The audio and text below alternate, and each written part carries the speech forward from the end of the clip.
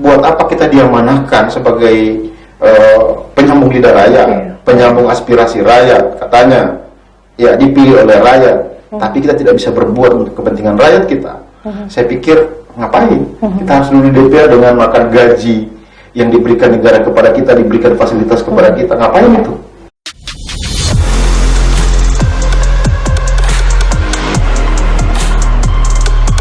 Siapapun masyarakat Kota Kendari, kalau ada unek-unek, silakan datang di DPRD Kota Kendari. Apakah butuh saya sebagai Ketua Komisi 3, apa butuh Pak Subhan sebagai Ketua DPR, apakah butuh Ketua Komisi 1, datang. Insya Allah pasti akan dilayani dan kita akan ketemu untuk berdiskusi apa yang menjadi kritik dan unek-unek beliau.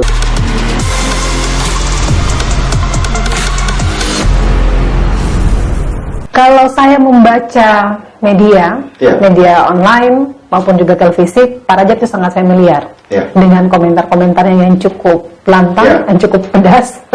Tidak takut dimusuhi, Pak? Tidak takut dimusuhi dengan orang lain atau sesama rekan partai politik karena idealisme dari Pak Rajab? Enggak, saya sampai hari ini punya karakter dan prinsip tersendiri, Bu. Saya selagi orang itu benar, orang yang paling takut adalah saya dalam sebuah kebenaran. Tapi ketika dia salah, siapapun dia, saya orang pertama yang nanti akan berani menghantam dia. Menghantam dia pada sisi apa yang dilakukan, sesuai dengan tugas dan kewenangan saya. Disitulah prinsip saya hari ini yang saya pelihara. Karena buat apa kita diamanahkan sebagai penyambung lidah rakyat, penyambung aspirasi rakyat, katanya ya dipilih oleh rakyat, tapi kita tidak bisa berbuat untuk kepentingan rakyat kita. Saya pikir ngapain? Kita harus dulu di DPR dengan makan gaji yang diberikan negara kepada kita, diberikan fasilitas kepada kita. Ngapain itu? Makanya harus balance. Apa bedanya misalnya tukang beca, bawa beca melahirkan, misalnya ada yang lain becanya dibayar 20.000, apa bedanya dengan kita? Makanya pemahaman itu harus muncul dulu dengan kita. Makanya pemahaman itu muncul dulu dengan saya sebelum saya jadi anggota DPR. Karena saya sudah terbiasa main dengan yang namanya advokasi, investigasi, karena saya memang lahir dari jalan, lahir dari aktivis jalanan, jadi posisinya seperti itu. Jadi saya sudah terbiasa dengan itu. Saya mau hujat, selagi hujatan itu sama-sama, selagi hujatan itu untuk memperbaiki diri saya terima. Tapi selama ini pernah mendapatkan ancaman dari pihak luar? Saya pikir sampai hari ini tidak. Tidak, dan jangan sampai. Ya, saya pikir kalaupun juga mereka mengancam, berarti tidak ada komunikasi yang terbangun. Ketika kita masih saling mengenal, ketika kita saling masih mengetahui, dan ada komunikasi yang terbangun, kenapa tidak kita komunikasikan? Saya pikir kritik itu membangun, Bu. Kritik dalam artian membangun untuk, berarti ada interupsi, ada yang salah dengan kita. Kenapa kita dikritik karena ada yang salah? Ada yang keliru. Ada yang keliru misalnya. Atau tidak misalnya, dalam sisi buruknya, ketika orang mengkritik kita pada sisi negatif, saya pikir juga bisa kita terima dan kita bisa menjadikan evaluasi diri. Kalaupun juga misalnya kita sebagai pejabat publik hari ini yang dulu di DPR misalnya, ketika kita dikritik dan memang itu tidak sesuai kita lakukan, ya cukup kita dengarkan. Itu menjadi hak semua warga negara untuk mengkritik. Jangan mengkritik, memfitnah saja itu menjadi hak warga negara, kan gitu. Iya, itu harus kita akui, memfitnah saja orang tidak dilarang. Apalagi mengkritik dalam dunia kebijakan kita sebagai pejabat publik. Itu sebenarnya. Nah, Pak Rajab, ini kalau kita masyarakat ya, kalau kita berbicara dari hati ke hati kepada masyarakat ini, biasanya ini sering kita mendapatkan curhatan mereka. Anggota DPR itu nanti turun ke lapangan kalau ada maunya. Menjelang pemilu, turun ke lapangan, menjelang pileg turun ke lapangan. Begitu sudah terpilih, komunikasi terputus. Pertanyaan saya adalah, bagaimana Pak Rajab menggaransi bahwa ketika duduk di DPRD, saya tetap perhatian kepada kalian, pada konstituen? Saya pikirkan itu menjadi masukan yang positif buat kita DPRD Kota Kendari. Bukan hanya saya, tapi 35 anggota DPR harus menjadi bahan evaluasi. Jika ada kritik yang seperti itu, kenapa saya harus sampaikan? Karena kata kuncinya di dalam kehidupan ini adalah silaturahmi. Kita mau jadi anggota DPR dengan tidak pun kita punya silaturahmi. Apalagi pada prinsipnya bahwa kita hari ini sudah diberikan amanah oleh mereka yang menunjuk kita, dan kita duduk di DPRD Kota Kendari. Sekarang kalau kita beda ini sebenarnya pada sisi tugas dan tanggung jawab. Apa yang menjadi tugas kami dan tanggung jawab kami, dan apa yang menjadi kebijakan kami. Itu juga menjadi bagian dari yang harus dipikirkan oleh masyarakat. Kita juga ini bukan bagian dari Superboy dan Superman misalnya, yang bisa melakukan kapanpun misalnya. Kita juga bukan Tuhan misalnya. Tetapi bahwa jawaban-jawaban seperti ini bukan coba lari dari sebuah pertanyaan masyarakat, tidak. Tetapi bahwa keterbatasan dari sebuah tugas dan tanggung jawab kami di DPRD Kota Kendari dengan begitu banyaknya orang yang membawa aspirasi misalnya dengan berbagai tugas misalnya, bukan kita melupakan, tidak hanya karena faktor kesempatan, tetapi bahwa kita tidak pernah tutup diri. Ya, kalaupun misalnya ada aspirasi yang masuk ataupun misalnya silaturahmi yang nantinya dibangun dengan kami dengan identitas bahwa kami dilahirkan oleh mereka, ya DPRD Kota Kendari terbuka 24 jam. Nomor HP kami juga tidak pernah mati. Ya, kalau saya tidak pernah mati sampai kapanpun HP saya. Dan saya siapapun yang SMS dan WA saya pasti saya balas. Karena saya berpikir sampai hari ini saya tidak berpikir bahwa saya ini anggota DPR. Saya ini Rajab yang hidupku sama dengan dulu. Iya. Persoalan ketika saya dulu di DPR dan ada jabatan, saya pikir itu SK. Bonus ya, bonus. Ya itu SK. Tetapi di dalam membangun kehidupan saya pikir saya ini manusia biasa yang dititipkan Tuhan di muka bumi sama dengan orang-orang yang ada di luar sana. Hanya membedakan bahwa Tuhan memberikan saya rezeki sebagai anggota DPR, tapi tidak perlu saya banggakan bahwa saya ini anggota DPR. Ngapain saya? Apa nilainya buat saya? Tidak berpikir ke situ saya sekarang. Saya ini Rajab, ketika hari ini dikasih status anggota DPR, punya tugas dan tanggung jawab, ketika ini berguna dan berfungsi buat masyarakat, itu yang saya harus lakukan, kan begitu? Iya, itu yang saya harus lakukan. Tidak ada yang berbeda antara Rajab yang dulu dengan tidak ada yang berbeda sama sekali. Apa yang harus saya banggakan? Ya, kalau misalnya kita bicara tentang filosofi hidup, kok semua orang mati? Semua orang punya pekerjaan, semua orang punya kebahagiaan. Ngapain saya harus membanggakan diri sebagai anggota DPR? Ya, tapi kalau saya bisa bangga, kalau saya sudah bisa bantu banyak semua orang. Ya, saya bisa bangga itu. Saya sudah bisa berguna buat semua orang, saya bisa bangga itu dengan itu. Tapi kalau hanya orang mau bangga-banggakan bahwa dia anggota DPR, ngapain? Sudahlah, berhenti untuk itu.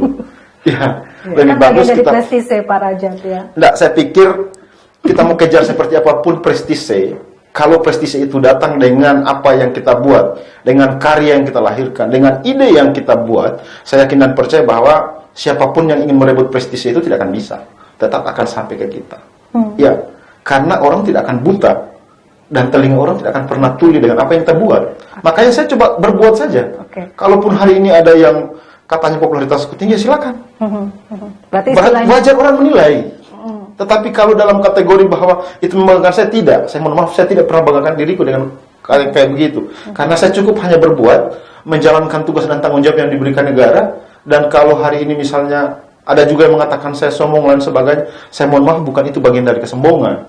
Tapi itu mungkin hanya karena bagian dari manusia biasa yang punya kekurangan di dalam menjalankan aktivitas hidupnya, bukan aktivitas DPR-nya, aktivitas hidupnya gitu. Ya, seperti itu. Berarti langit tidak perlu menjelaskan bahwa. Iya, saya pikir benar itu kali itu. Saya cukup salah satu penggemar Pak Rajab sebenarnya. Karena saya lihat Pak Rajab tadi berani mengatakan tidak jika memang itu salah. Dan selama duduk di kursi di DPR Kota Kendari, pernah tidak ada momen di mana Pak Rajab sudah tidak bisa menahan emosi karena ada sesuatu hal, mungkin ada kebijakan yang tidak pro kepada rakyat, atau mungkin ada kebijakan yang menurut Pak Rajab tadi adalah keliru tetapi tetap dipertahankan dengan cara voting tadi misalnya, atau gimana Pak? Sampai hari ini sih tidak sampai jauh emosi dan sebagainya. Alhamdulillah setiap apa yang kita suarakan dan itu menjadi sebuah kebutuhan masyarakat, kebenaran. DPRD Kota Kendari, di 35 anggota DPRD Kota Kendari dengan berbagai label fraksi, kita sepakat. Dan dengan OPD juga pun, ketika misalnya kita sedikit marah dengan apa yang mereka lakukan, saya pikir itu bagian dari sebuah kewajaran untuk bagaimana kita saling mengingatkan. Bukan kita saling menyalahkan. Saya pikir sebuah pekerjaan itu kalau kita ingin mencari kesalahan orang lain cepat, saya pikir. Tapi kalau untuk bagaimana kita saling memperbaiki, itu yang harus kita lakukan dengan baik. Kenapa itu? Karena Sampai kapan kalau kita ingin mencari kesalahan orang lain, gitu. Dan kita tidak punya tugas itu. Tugas kita bagaimana memperbaiki. Kalau dia salah hari ini, bagaimana kita bimbing, bagaimana kita beritahu dengan apa yang mereka lakukan, dengan apa yang menjadi keinginan masyarakat misalnya, supaya OPD itu merubah cara mereka bekerja sehingga apa yang diinginkan oleh rakyat itu bisa terpenuhi. Karena tugas dan tanggung jawab kita sama, bekerja untuk rakyat. Kita ini kan kalau kita mau katakan di dalam dunia demokrasi dan kata sederhana sebenarnya kita ini abdi rakyat, kita melayani rakyat. Apa ya kalau bahasa sederhananya, budak rakyat. Sepakat saya itu. Budak rakyat. Ya, budak rakyat memang. Kita melayani rakyat ini dari kaki sampai ujung kepala kita dibiayai oleh rakyat. Kalau hari ini ada yang bangga dengan jabatannya, lucu benar itu. Ya, kita ini pesuruh rakyat. Hanya kadang saling memanfaatkan, gitu. Kan raja yang sesungguhnya adalah rakyat. Memang asas demokrasi kita di situ. Budak rakyat kita. Sakit memang kalau didengar. Tidak perlu bangga dengan status sebagai anggota dewan. Apa yang kita mau banggakan, si kadis-kadis itu apa yang mereka banggakan, waduh, sudahlah. Artinya kalau mereka jalan dengan kebijakan mereka, jalan dengan aturan yang sesungguhnya, saya pikir untuk kepentingan rakyat. Tidak lebih dari itu. Kalau ada yang lebih dari tugas dan tanggung jawab mereka, itu sudah banyak orang di KPK, sudah banyak orang di Kejaksaan dan sebagainya. Ya, karena kelebihan dari apa yang mereka kerjakan gitu. Ya, penegak hukum tidak buta itu. Makanya ada yudikatif di sana untuk bagaimana mengawasi orang-orang ini. Apakah dia jalan sesuai dengan aturan mereka atau tidak? Kalau tidak ya silakan Kejaksaan, silakan KPK ambil. Dan gitu logikanya. Di situ sebenarnya posisinya. Dan fungsi anggota dewan adalah fungsi pengawasan, fungsi budgeting, dan fungsi legislasi. Nah, dengan kata lain, kualitas anggota dewan ini dipertaruhkan untuk menjalankan 3 fungsi tersebut. Tetapi pertanyaannya adalah, kita tidak bisa menutup mata Pak Rajab. Untuk duduk di kursi DPR itu high cost. Kapabilitas nomor sekian. Yang penting Anda punya uang yang banyak, bisa bagi-bagi duit, selesai. Makanya kita tidak bisa menutup mata kualitas anggota DPRD hari ini dipertanyakan. Bagaimana menurut Pak Rajab? Saya pikir itu sudah menjadi rahasia umum di dalam dunia politik. Tetapi bahwa tidak semua hal yang seperti itu. Walaupun pada kenyataannya masyarakat hari ini sudah mulai pintar melihat kenyataan politik. Karena kenapa mereka pintar melihat kenyataan politik? Tadi muncul bahasa. Percuma juga ketika mereka terpilih, mereka tidak pernah turun. Nanti sudah terpilih, nanti sudah dekat lagi kepentingan mereka, baru mereka datang. Turun ke lapangan. Ya, lebih bagus saya ambil uang mereka dengan persentase gaji mereka yang misalnya 5 tahun, kan gitu. Iya. Makanya muncul itu. Tetapi bahwa itu menjadi rahasia umum, tidak perlu kita bongkar, tidak perlu juga bicara terlalu sok misalnya, karena ya itu bagian dari sebuah kenyataan politik modern saat ini. Ya. Walaupun ini hal yang dilarang dalam dunia politik, tetapi ya kenyataannya seperti itu. Tapi sisi lain kan masyarakat juga harus cerdas, Pak. Masa mau mempertaruhkan pilihan selama 5 tahun dengan hanya ditukar dengan biaya itu tadi yang saya sampaikan. Iya, kalau ini saya pikir perubahan regenerasi kita dalam kultur politik.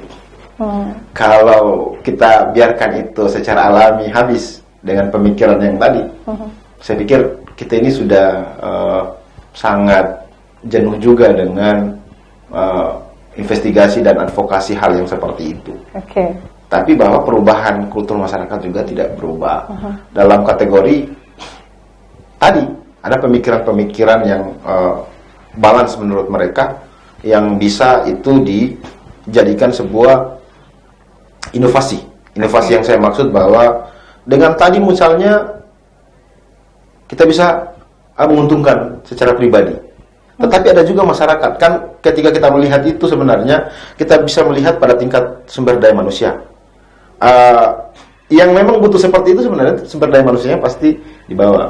Kalau yang di Kota Kendari ini kan sumber daya manusia menengah ini. Karena banyaknya kampus dan sebagainya, sudah banyak profesor, sudah banyak doktor. Ya, tingkat tidak semua juga. Saya alami di waktu saya bertarung. Saya alami tidak juga seperti itu. Kalau misalnya profesor, doktor misalnya S1, S2 masih juga melihat tentang apa visi misi kita dan apa yang nantinya akan kita buat di kemudian hari ketika misalnya kita diamanahkan menjadi seorang anggota DPR. Itu juga sebenarnya yang muncul. Kalau pada prinsipnya bahwa itu ya hari ini memang harus kita lakukan itu. Seperti saya misalnya sudah terpilih hari ini. Ya apa nih kepentingannya teman-teman masyarakat bawa ke sini? Sesuaikan dengan kebijakan saya misalnya. Kalau pada prinsipnya bahwa kebijakan kita misalnya anggaran misalnya sampai ratusan miliar, nggak mungkin dong, karena kita bukan kuasa pengguna anggaran. Ya, kalau misalnya ada masukan masyarakat yang diberikan ke kita, ketika itu misalnya karena kita bukan kuasa pengguna anggaran, kebijakan ada di pemerintah kota, misalnya eksekutif, kita serahkan ke pemerintah kota misalnya. Ketika kita turun reses, ada masukan bahwa kita minta jalan ini Pak diaspalkan, kita minta jalan ini Pak di drainase misalnya. Ya, kita tampung aspirasi itu, setelah itu kita sodorkan ke pemerintah kota. Nanti pemerintah kota yang nantinya turun mengerjakan pekerjaan yang seperti itu. Hanya sebatas itu tugas dan kewenangan kita, tidak ada lagi. Ya sama pemerintah kota. Kalau hari ini banyak masyarakat misalnya minta ke Pak Wali, ya saya pikir itu bisa saja karena dia yang kuasa pengguna anggaran. Kapanpun dia bisa lakukan, perintahkan OPD ya, pembantu-pembantunya di OPD itu. Tapi kalau kami nggak bisa. Nah, itu juga yang harus dimaklumi. Artinya saya ingin minta satu pernyataan juga dari masyarakat terkait dengan kalau misalnya masyarakat mengkritik, mereka juga harus mengetahui apa tugas dan kewenangan kita, kebijakan, kemampuan, apa yang menjadi hak dan tanggung jawab kita. Di situ juga sebenarnya supaya tidak ada miskomunikasi, tapi bahwa silakan dikritik sehingga, tapi bagusnya itu kalau kritik jangan hanya dikritik misalnya lewat media online dan sebagainya. Lebih bagus bertemu, berdiskusi, memecahkan sebuah solusi. Kalau ini kritiknya di ujung timur, orangnya di ujung barat, gimana mendapatkan solusi gitu. Ya, lebih bagus datang kalau ada unek-unek, siapapun masyarakat Kota Kendari, kalau ada unek-unek, silakan datang di DPRD Kota Kendari. Apakah butuh saya sebagai Ketua Komisi 3, apa butuh Pak Subhan sebagai Ketua DPR, apakah butuh Ketua Komisi 1, datang. Insya Allah pasti akan dilayani dan kita akan ketemu untuk berdiskusi apa yang menjadi kritik dan unek-unek beliau. Dan itu mungkin kalau ada inovasi, pasti kita akan lakukan. Karena jujur saja, kalau hanya 35 orang kepala yang memikirkan Kota Kendari dari sisi legislasi, saya pikir tidak cukup. Iya, dibanding dengan 300.000 lebih masyarakat Kota Kendari. Kita butuh masukan itu untuk bagaimana kita pikirkan bersama tentang apa yang harus kita lakukan di Kota Kendari ini. Saya pikir itu. Oke, dengan pengalaman yang ada hari ini, ada keinginan untuk maju 2024, apakah itu sebagai legislator, kepala daerah? Saya pikir kalau itu pasti semua orang punya cita-cita. Semua orang punya keinginan berpolitik. Tetapi dalam satu pandangan bahwa kita harus realistis. Saya sudah masuk di dalam dunia politik, tidak menutup kemungkinan saya punya keinginan politik lagi berikutnya. Pada status yang lebih tinggi. Tapi bahwa saya harus realistis melihat politik. Kalau misalnya saya baru mencapai ukuran anak-anak, ya harus jadi anak-anak. Jangan saya melampaui menjadi dewasa. Tidak memaksakan diri. Tidak memaksakan diri. Saya harus realistis. Dalam artian bahwa keinginan itu ada. Kalau hari ini bahkan saya ditanya, Raja punya keinginan jadi presiden? Punya. Tapi ketika ditanya mampu nggak? Tidak mampu. Kan gitu. Tidak mampu pada sisi mana? Kan gitu. Iya, banyak hal. Makanya ada sisi yang memang menjadi sesuatu yang harus dipikirkan secara matang. Sehingga masa saya bertarung kalah, nggak mungkin itu.